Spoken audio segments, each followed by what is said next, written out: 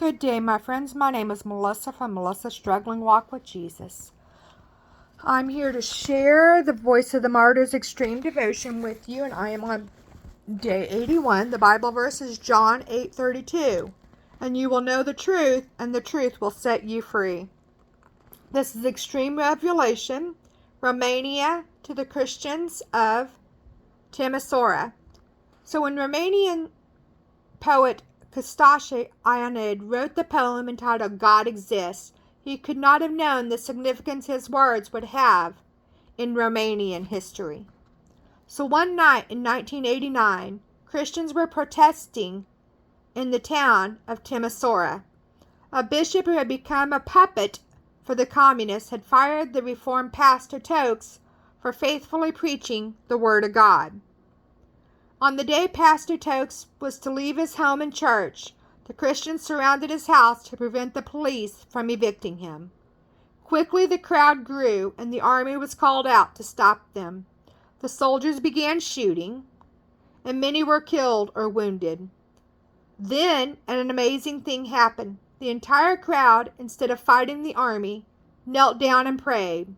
The shocked soldiers were overwhelmed and refused to shoot anymore. Meanwhile, the whole town had gathered, and the local pastor addressed the crowd from the balcony of the opera house.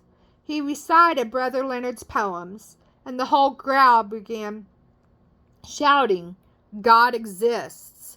God exists!" Leaflets with the poem's text were passed around, and those who knew the music composed for the words began to sing. Soon thousands were singing it again and again. The song became the beginning of the Romanian Revolution that led to the fall of communist dictator Nicolae Ceausescu.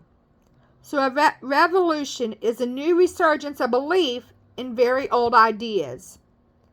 Whether freedom, personal dignity, or even the existence of God. These self-evident principles remain unchanged during this cycle of oppression. Though they may go underground for a time, their existence is unchallenged. A spiritual revolution resurrects the belief in the existence of God, although God himself was never dead.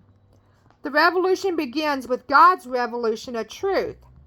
We all need courage to resurrect our faith in the basic, powerful, and life-altering propositions that God exists. We are part of a revolution when we join other Christians who begin to live like they believed it. What would spiritual revolution look like in your life?